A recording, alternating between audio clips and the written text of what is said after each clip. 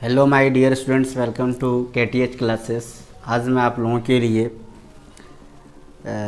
Objective question का part 2 लेकर आया था। जैसे कि मैंने पार्ट 1 में आप लोगों को 50 क्वेश्चन करवाया था, आज मैं पार्ट 2 में आपको उसी सीरीज़ का 100 क्वेश्चन यानी कि 50 और क्वेश्चन करवाऊँगा, जिससे आपका 100 क्वेश्चन कंप्लीट हो जाएगा।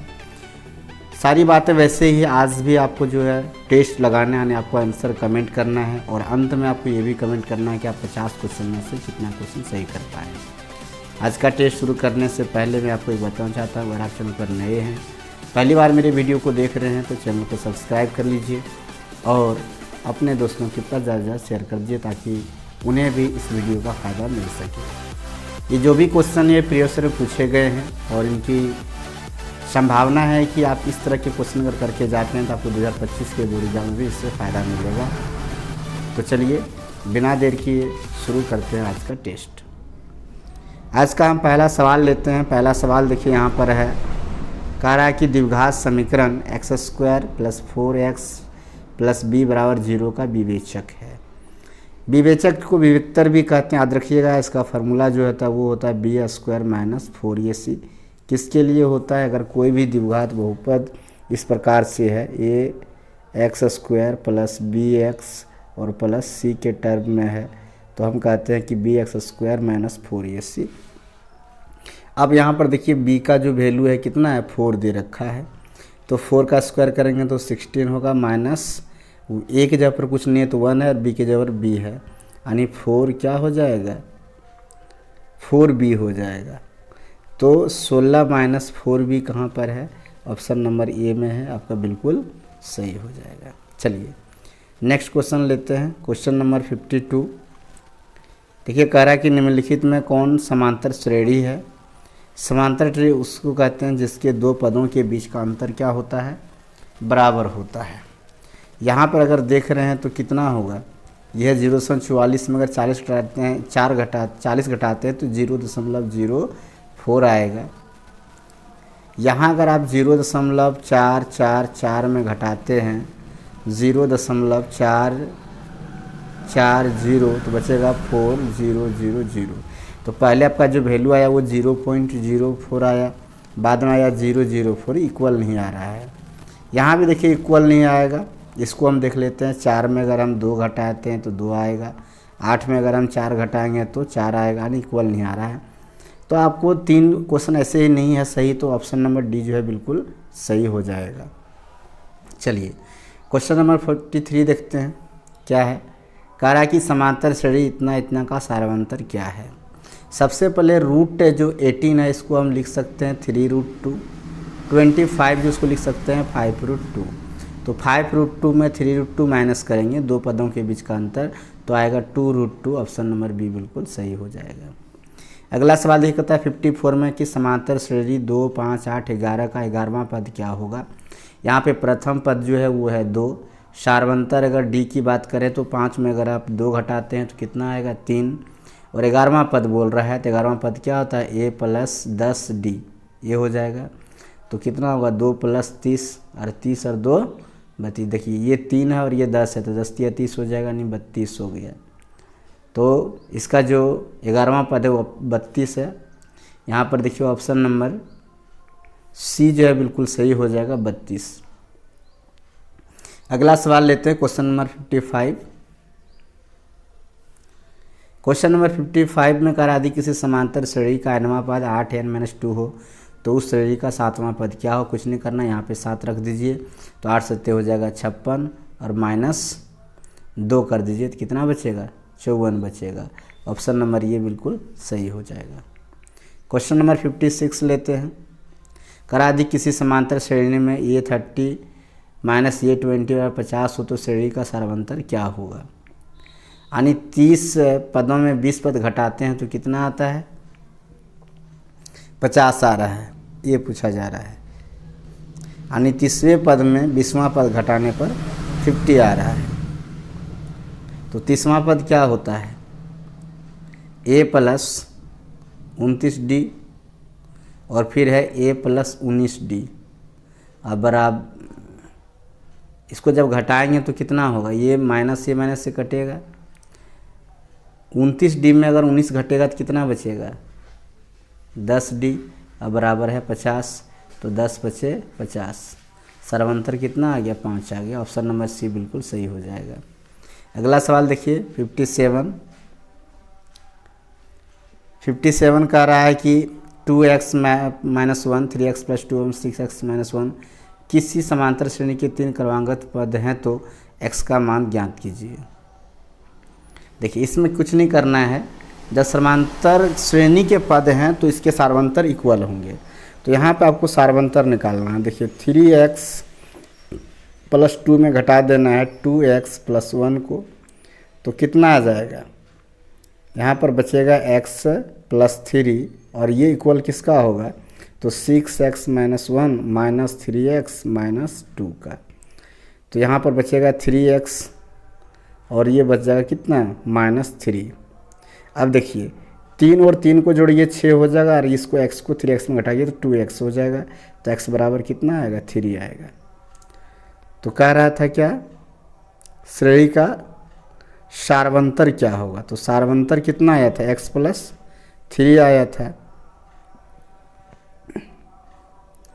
दूसरे पद में अगर पहला पद को हम वो सवाल नहीं, यहाँ पे सवाल यदि x का मान क्या ये पूछ रहा है। क्वेश्चन नंबर 57 हम बता रहे थे तो ऑप्शन नंबर इसमें देखिए x का वैल्यू 3 आया, तो ऑप्शन नंबर ये बिल्कुल सही हो जाएगा। अगला सवाल देखिए 58 करा समांतर श्रेणी 2 6 10 14 82 पदों की संख्या कितनी है। बहुत ही आसान सवाल है। सबसे पहले देखिए यहाँ पर a बराबर जो है वो कितना है 2 है, d बराबर 6 में 2 घटाएंगे तो कितना आएगा 4 और an बराबर है 82। कुछ नहीं करना है, 82 बराबर लिख सकते हैं क्या, तो 2 plus n minus 1 into D, तो 4n माइनस 4, तो कितना होगा 82 और इसमें 4 में देखिए 2 घटेगा तो माइनस 2 नहीं 84 प्लस 4n, तो 84 से अगर भाग देंगे इसमें तो कितना 4 दूनी 8 4 एकम 4 21 आएगा, तो ऑप्शन नंबर बी बिल्कुल सही हो जाएगा। चलिए अगला सवाल लेते हैं 59। यहाँ पे जो भी सवाल है वो आपके एग्ज़ाम के दृष्टिकोण से बहुत ही इम्पोर्टेंट है। आप लोग पूरा क्लास को ध्यान से देखिएगा, वीडियो को बिना स्किप किए पूरा देखिएगा तभी आपको समझ में आएगा। चलिए 59 नंबर क्वेश्चन ये कर रहा कि समांतर श्रेणी 72 से 54 का कौन सा पद शून्य होगा। हमें नहीं पता है, हम मान लेते हैं nवां पद शून्य है, तो 0 बराबर हम क्या लिख सकते हैं, तो 72 प्लस अगर आप 63 में 72 घटाते हैं तो 72 में आप 63 घटाइए तो कितना बचेगा, 12 में 3 गया 9 बचेगा, यानी माइनस 9 आएगा, तो minus n minus 1 into D होगा, तो माइनस 9n और प्लस 9। अब 9n को इधर लाइए, 72 9 होगा 81 और ये 9 से कट गया 9 9 81, यानी n का वैल्यू कितना आ गया 9वां, यानी 9वां पद शून्य है। ऑप्शन नंबर बी बिल्कुल सही हो जाएगा। अगला सवाल देखिए क्वेश्चन नंबर 60 करा बिंदुओं a cos थीटा 0 तथा a0 a sin थीटा के बीच की दूरी है। हमें फार्मूला पता है दूरी निकालने का, क्या होता है x2 minus x1, 0 minus a cos theta तो हो जाएगा a square cos square theta और इधर हो जाएगा क्या a square sine square theta. अगर a स्क्वायर हम कॉमन ले लेते हैं तो बचेगा sign square theta plus cos square theta, जिसका वैल्यू होता है क्या 1, तो रूट अंडर है तो रूट में a स्क्वायर का वैल्यू a और 1, तो यानी a आया सिर्फ, तो ऑप्शन नंबर ए कहाँ है, यहाँ पे है 60 का a नंबर, ये सही हो जाएगा। अगला सवाल देखिए क्वेश्चन नंबर 61 कहता है 15 8 की मूल बिंदु से दूरी क्या होगी। मूल बिंदु से दूरी अगर एक्स वाई का पूछा जाए तो 225 15 का स्क्वायर प्लस 8 का स्क्वायर 64 बराबर होगा कितना 289 और 289 का रूट करेंगे तो आएगा कितना 17, तो ऑप्शन नंबर सी बिल्कुल सही हो जाएगा। अगला सवाल देखिए क्वेश्चन नंबर 62 का था सरल रेखा y बराबर 2x प्लस 3 का आलेख निम्न में किस बिंदु से होकर गुजरेगी। अगर हम y बराबर 2 लेते हैं, ये 2 तो इसका भी तो नहीं, 2 दूनी 4 कटेगा, यहाँ पे 4 अगर लेते हैं तो 2 एकम 2 और 3 नहीं होगा। अगर हम 3 लेते हैं x का वैल्यू और y का वैल्यू 4 लेते हैं तो 2 गुना 3 माइनस 3, तो 4 बराबर कितना 6 माइनस 3 बराबर 3, इक्वल नहीं आया। अगर हम y का वैल्यू 7 लेते हैं तो 2 गुना 5 माइनस 3, तो 10 माइनस 3 बराबर 7 आ जाएगा। यानी ऑप्शन नंबर डी बिल्कुल सही हो जाएगा, है ना। चलिए अगला सवाल देखिए, यहाँ पर क्वेश्चन नंबर 63 का था एक्स अक्ष पर वह बिंदु, जो बिंदु इतना समदूरस्थ है वो क्या होगा। देखिए एक्स अक्ष पर कोई बिंदु तो y का मान 0 होगा। तो ऐसा 2 ऑप्शन यहाँ पर, एक बी नंबर एक सी नंबर। इसका फार्मूला लगाना समदूरस्थ वाला, उसका सॉल्व कर लीजिएगा। हम यहाँ पे अगर सॉल्यूशन देंगे तो वीडियो लंबी हो जाएगी। फार्मूला ये होगा, एक बीच में कोई बिंदु हम मान लेंगे P, ए और बी मान लेंगे इसको और इसको, फिर AP और BP का वैल्यू डिस्टेंस फार्मूला से निकाल कर दोनों को इक्वल कर देंगे। ऐसे यहाँ पर जो सही आंसर हो जाएगा वो क्या होगा, वो देखिए बी नंबर हो जाएगा 20, ये सही हो जाएगा। अगला सवाल देखिए 64 का, वाई एक्स से बिंदु 13, 15 की दूरी क्या है। वाई एक्स से पूछ रहा है, तो वाई एक्स से एक्स दूरी होता है, तो एक्स का वैल्यू क्या है 13 है, तो ऑप्शन नंबर ये बिल्कुल सही हो जाएगा। नेक्स्ट क्वेश्चन लेते हैं, क्वेश्चन नंबर 65। करा किसी वृत्त के व्यास के सिरों के निर्देशांक -10, 6 था 6 -10 है, तो वृत्त के केंद्र के निर्देशांक क्या होंगे। ये बहुत ही आसान सवाल है। इसको मध्य बिंदु का निर्देशांक भी कहते हैं। तो 10 में 6 घटाएंगे तो -4, और 6 में 10 घटाएंगे तो ये भी क्या आएगा -4 आएगा। x2 - x1, x1 + x2 / x, ये फॉर्मूला लगाना है। तो कितना होगा /2, तो -8/2,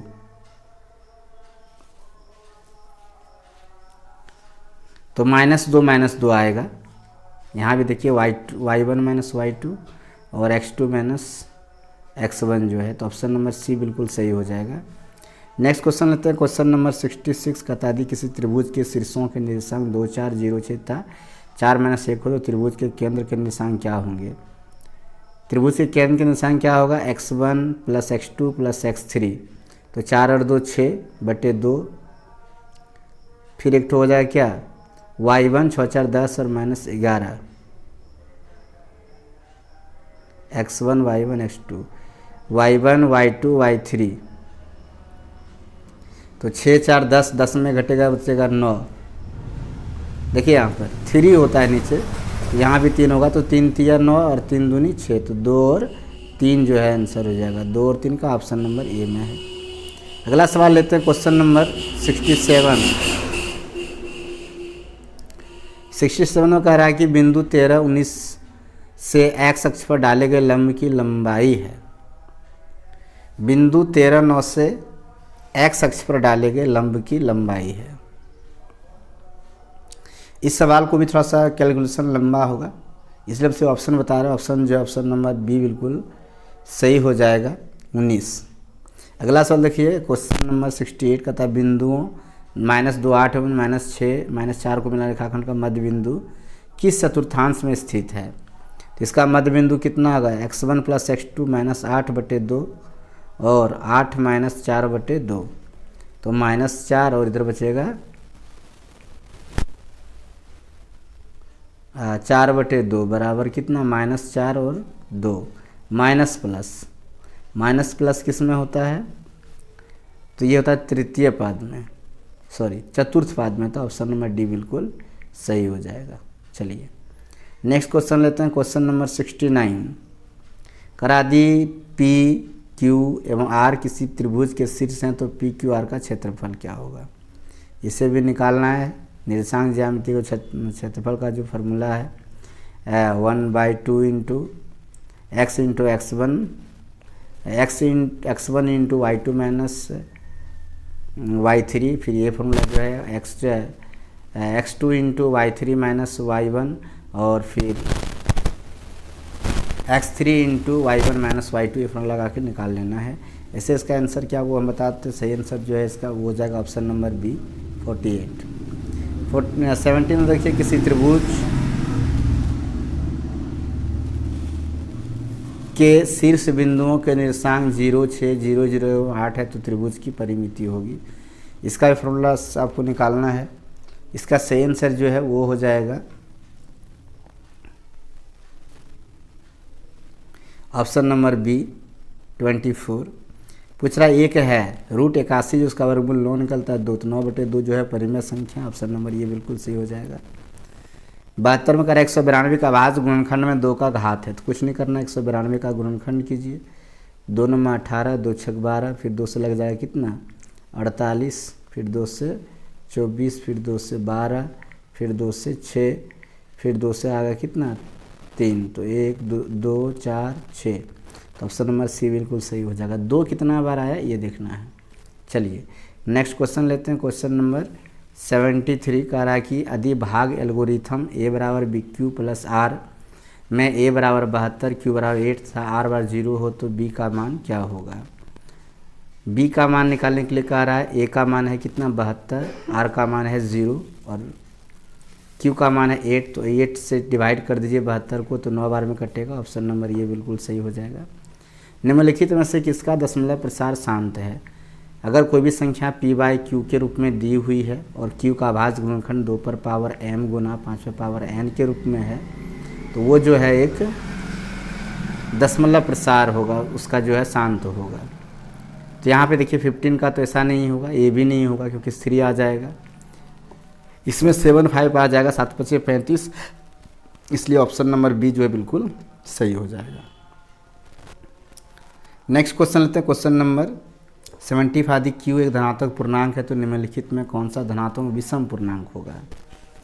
विषम पूर्णांक कैसे होगा, विषम पूर्णांक जो है वो क्या होगा ये पूछ रहा है। क्यू एक पूर्णांक है तब, क्यू एक धनात्मक पूर्णांक है तो विषम बोल रहा है, तो विषम कैसे आएगा 8q + 1, 8q + 4, 8q + 3 और 8q + 7, कौन सा विषम आएगा ये पूछ रहा है। इसका सही आंसर जो होगा ऑप्शन नंबर बी हो जाएगा। विषम पूर्णांक इसको जब सॉल्व करेंगे तो विषम पूर्णांक आएगा। 2 लगातार सम संख्याओं का मौसा होता है, 2 लगातार जैसे कि 6 और 8, 4 और 6, ये सब सब में कॉमन 2 है, तो ऑप्शन नंबर सी बिल्कुल सही हो जाएगा। चलिए नेक्स्ट क्वेश्चन लेते हैं। अगला जो क्वेश्चन है 77, वो देखिए किस प्रकार से सॉल्व करेंगे।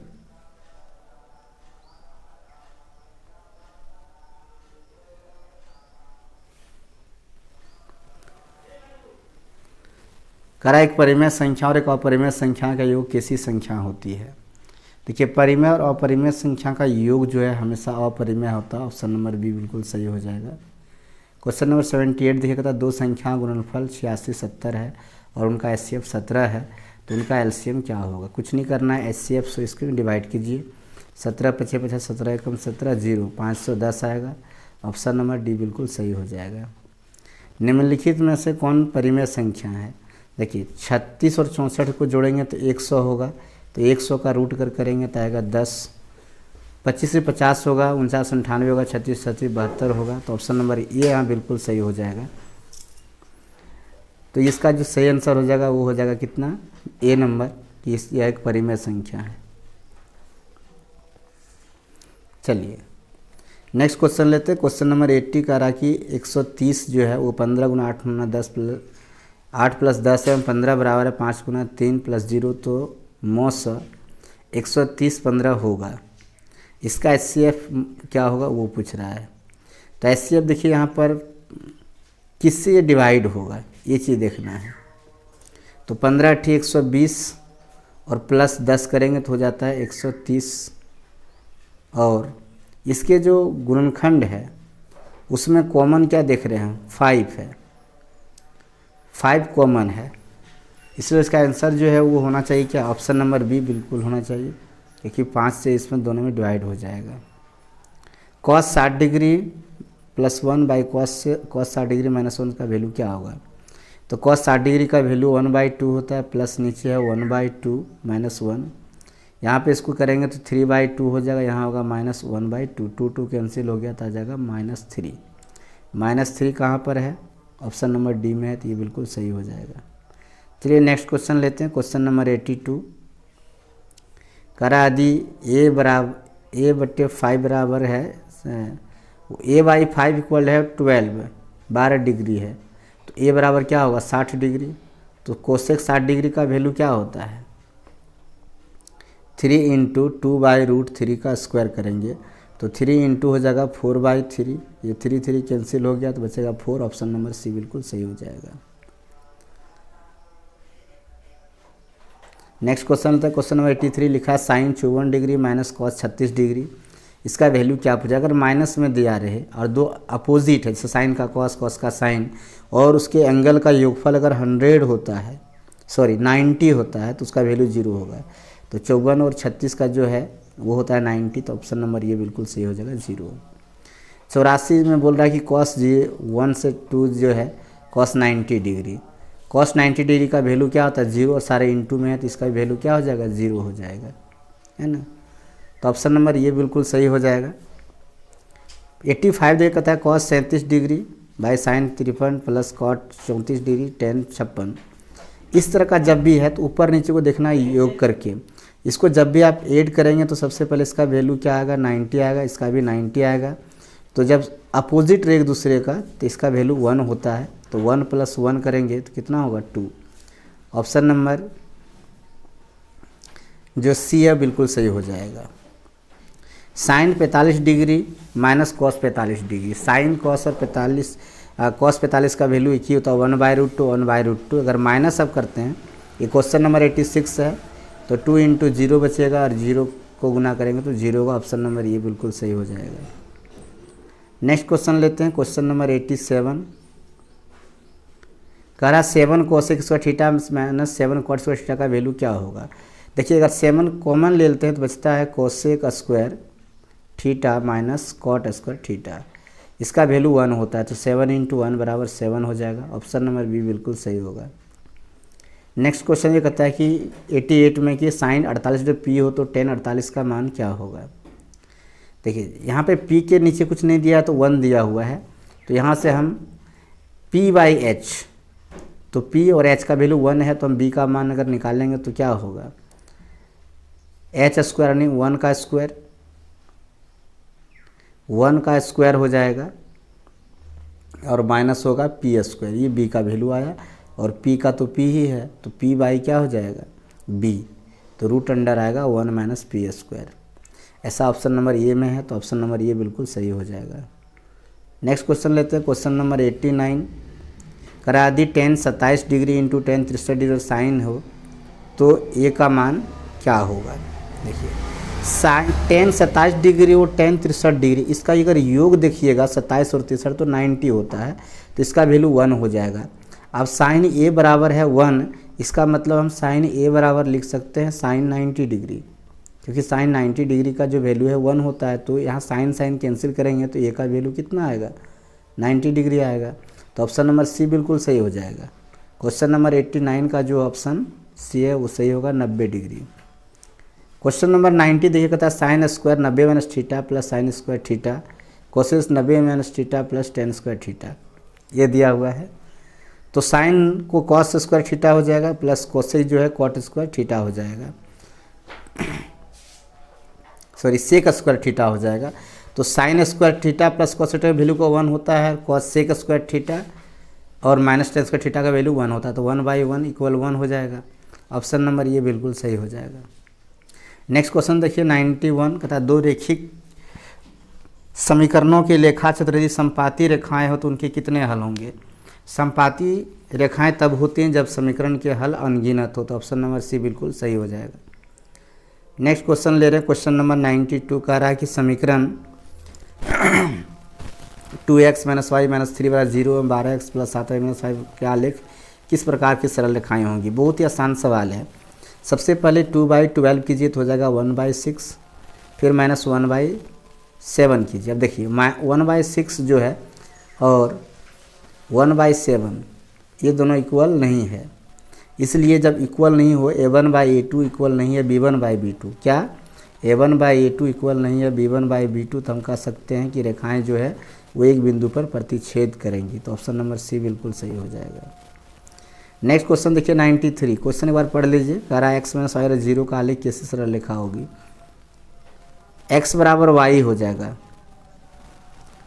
x का भी वैल्यू 0 y का भी वैल्यू 0, ऐसा कुछ भी लेंगे तो ये वैल्यू कहाँ से निकलेगा मूल बिंदु से जाती हुई, ऐसा होना चाहिए, मूल बिंदु से जाती हुई होना चाहिए, तो ऑप्शन नंबर सी बिल्कुल सही हो जाएगा, मूल बिंदु से जाती हुई। चलिए नेक्स्ट क्वेश्चन लेते हैं।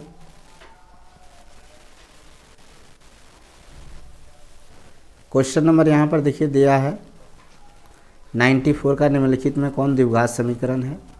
इसको सॉल्व करना है आपको, सारे समीकरण को सॉल्व करके देखना है। जिसमें x का अधिकतम घात 2 आएगा और वह 0 के बराबर होगा तो वो द्विघात समीकरण होगा। ऐसे इसका सही आंसर जो ऑप्शन नंबर बी हो जाएगा, है ना, ये द्विघात समीकरण। यदि समीकरण 2x² प्लस px माइनस 3 बराबर 0 का एक मूल -3 हो तो p का मान क्या होगा। -3 का स्क्वायर करेंगे तो कितना हो जाएगा 9, और माइनस यहाँ हो जाएगा क्या 3p, और -3 बराबर 0। तो 9 दूनी 18 में 3 घटेगा तो बचेगा 15, तो 15 बराबर 3p और 3 बचे 15 कट गया, यानी p का वैल्यू कितना है 5। ऑप्शन नंबर बी बिल्कुल सही हो जाएगा। क्वेश्चन नंबर 96 लेते हैं। कह रहा है कि के किन मानों के लिए द्विघात समीकरण इतना के मूल वास्तविक और समान है। वास्तविक और समान होगा इसका मतलब इसका विवेचक जो है वो क्या हो जाएगा 0 के इक्वल होगा, यानी 9k² माइनस 16 नंबर 144, तो हो जाएगा यहाँ से 9k² बराबर 144, तो 9 16 नंबर 44, तो k का वैल्यू आ जाएगा ±4, 16 का रूट करेंगे तो ऑप्शन नंबर ये बिल्कुल सही हो जाएगा। अगला सवाल लेते हैं। क्वेश्चन नंबर 97 का था x² plus 3px plus 2p² बराबर 0 के मूल अल्फ़ा बीटा हो तो α² प्लस β² बराबर 5 हो तो p का मान ज्ञात करें। थोड़ा सा कैलकुलेशन में लंबा है, हम इसलिए आंसर बताते हैं सिर्फ। ऑप्शन नंबर सी जो है वो बिल्कुल सही होगा, ±1 हो जाएगा p का वैल्यू। नेक्स्ट क्वेश्चन लेते हैं। क्वेश्चन नंबर 98 का द्विघात समीकरण ax² p² x² minus q² बराबर 0 के मूल होंगे। बहुत ही आसान है, a² प्लस p² x² बराबर हो जाएगा q² और x² बराबर हो जाएगा q² बाई a² p²। इसका रूट करेंगे तो प्लस माइनस हो जाएगा q बाई ए पी।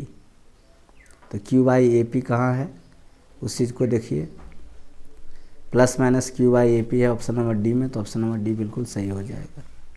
चलिए नेक्स्ट क्वेश्चन लेते हैं, और इस पार्ट का जो है सेकेंड पार्ट का जो है अंतिम 2 सवाल लेते हैं। क्वेश्चन नंबर 99 करा द्विघात समीकरण x² माइनस 15x प्लस 50 बराबर 0 के मूलों के योग मूलों गुणनफल का अनुपात हो। मूलों का योग क्या होगा -b बाई है, यानी 15/1। गुणनफल क्या हो जाएगा तो 50/1, यानी 15/50, 5 तिया 15, 5 दहिया 50, यानी 3:10 आएगा। ये होगा सही आंसर, 3:10 का ऑप्शन नंबर ए में तो बिल्कुल सही हो जाएगा। अंतिम सवाल को पढ़ लीजिए। क्वेश्चन नंबर 100 का था द्विघात समीकरण के मूल -5 और -1 है तो द्विघात समीकरण होगा। सबसे पहले योगफल होगा -6। इस सवाल में योगफल निकालना पहले तो योगफल हो जाएगा -6 और गुणनफल होगा 5। ए बराबर कुछ नहीं है तो 1 है, तो क्या हो जाएगा x² माइनस प्लस होगा 6x प्लस 5। ऑप्शन नंबर ये बिल्कुल सही हो जाएगा। इस क्वेश्चन का सही आंसर जो ऑप्शन नंबर ये हो जाएगा x² प्लस 6x प्लस 5 बराबर 0। तो स्टूडेंट्स ये था पार्ट 2 मैथ का ऑब्जेक्टिव का। पार्ट 1 जैसे कि वीडियो आपने पहले देख लिया, ये पार्ट 2 है। पार्ट 2 में आपने कितने क्वेश्चन का सही आंसर दे पाया उसका कमेंट जरूर बताइएगा। और हम अगला वीडियो पार्ट 3 लेकर आएंगे, उसमें फिर से हम 50 क्वेश्चन मैथ के ऑब्जेक्टिव को लेकर आएंगे। वो भी क्वेश्चन प्रीवियस ईयर में पूछे गए होंगे। इन सवालों को देख कर ही जाइएगा एग्जाम में, ताकि आपको कुछ ज़्यादा ही फ़ायदा मिल सके। तो चलिए आज के क्लास के बारे में, आज के टेस्ट के बारे में अपना फीडबैक देना मत भूलिएगा। मिलते हैं अगले टेस्ट में। आज के लिए इतना ही, तब तक के लिए आप सबको थैंक यू।